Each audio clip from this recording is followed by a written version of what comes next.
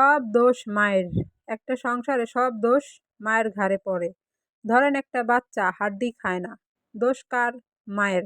মা খাওয়াইতে পারে নাই। আবার ধরেন একটা বাচ্চা শুকনা, বাবা মা যেমনই হোক বাচ্চা শুকনা হয়েছে, সেটা দোষ কার? মায়ের। মা খাওয়াইতে পারে নাই।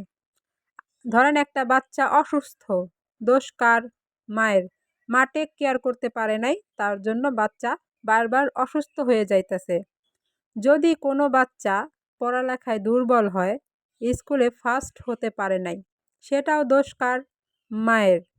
তাহলে এখানে মা হচ্ছে একটা বাচ্চার শিক্ষক, বাবুর্চি, পুষ্টিবিদ, সব ধরনের কেয়ারটেকার। ঠিক আছে? তখনই সব কিছু সম্ভব যখন সে মাকে সব কিছু দেয়া হয়, তাকে ওই রকম পরিবেশ গড়ে তুলে দিতে হয়।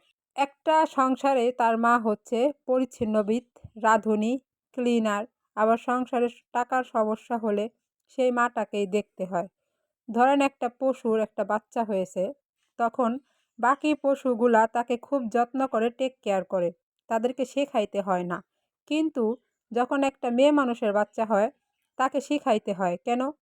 মানুষ তো আমরা বুদ্ধিজীবী, মানুষের বুদ্ধি বেশি, মানুষ সব কিছু বুঝে, তারপরও সব কিছু ভুলে যায়, সব ভুলে যায়। কিন্তু পশুদের ক্ষেত্রে এটা হয় না, পশুদের সব দিক থেকে খেয়াল রাখে।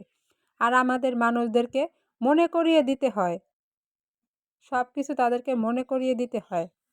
একটা মাকে সংসারে যেভাবে দেখে, যদি সেই মাটাকে ওরকম পরিবেশ দেওয়া হয়, তাহলে তার বাচ্চা এমনি ভালো হবে। পরিবেশটা তৈরি করে দিতে হবে। কিন্তু আমাদের সমাজে মায়ের দোষটা সব ক্ষেত্রে বেশি, সব দিক দিয়ে মায়ের দোষটা বেশি। একটা বাচ্চা তখনই সুস্থ হবে যখন তার মা সুস্থ হবে। আমরা যখন প্রথম লেখাপড়া শিখি মায়ের কাছ থেকেই শিখি।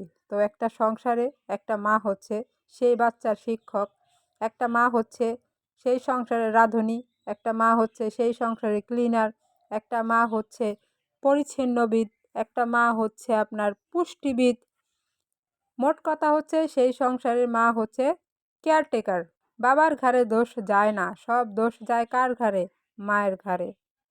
তো আপনারা যখন ভিডিও দেখেন, তখন আপনাদের মনে পড়ে যে হ্যাঁ, মায়ের যত্ন নিতে হবে, মাকে খেয়াল রাখতে হবে। সবাই ভালো থাকবেন। যদি আমার কথায় কেউ মনে কষ্ট পান, কষ্ট নেবেন না।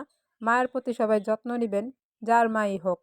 মেয়েদের কথায় কথায় দোষ, মেয়েদের দোষ না ধইরা একটু আপনাদের আশেপাশে চোখ কান খোলা রাখেন। একটা সংসারে কিন্তু একটা মেয়ে অনেক দায়িত্ব পালন করে। ভালো থাকবেন সবাই।